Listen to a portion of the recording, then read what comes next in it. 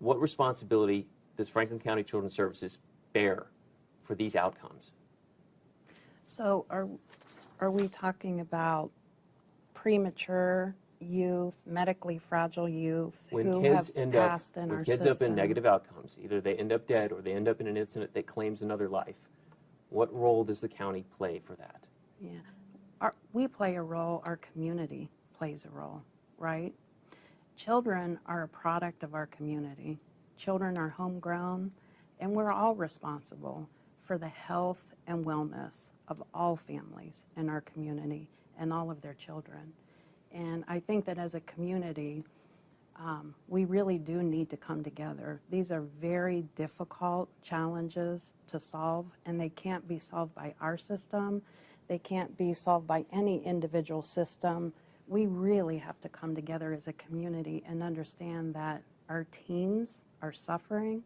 So many teens across our system, across our county, are desperately struggling with mental health challenges and don't have access to the services that they need. Those services need to be built. I can give you an example that I think is promising and one that we're hoping to expand. And so youth do best in family settings. Youth long-term have far better outcomes when they're raised within their family system and then thereafter a family system, even if it's not theirs. Kinship care. Exactly. Or even foster care, when kinship care might not be an option for some families for a various amount of reasons. And so we really are trying to exert efforts and resources to build more family settings for youth who have significant challenges.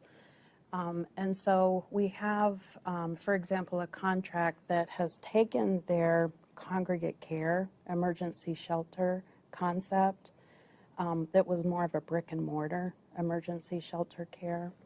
They've taken that and converted it to family foster care, but family foster care that is really well supported through WRAP emergency services.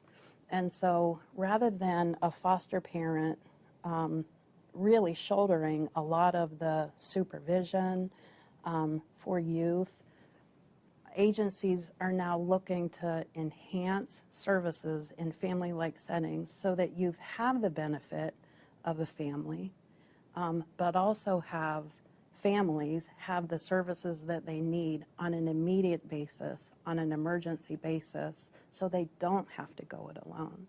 We really are working to expand that across the community, but a challenge that exists with that is when a youth comes into our care, and they can only come into our care through law enforcement or through the court making a decision.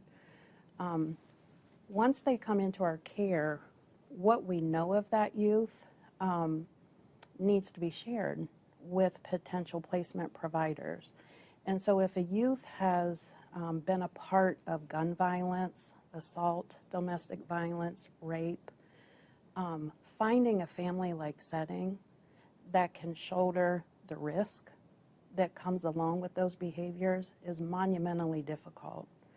It is not monumentally difficult to find a placement, secure, loving family for babies.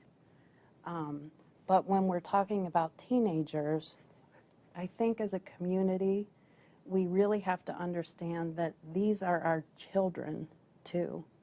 And while these children have experienced trauma and it manifests in behaviors that cross into, violence, juvenile justice, having families that are willing to take that on, even with additional supports, is asking a lot, but we have to figure it out.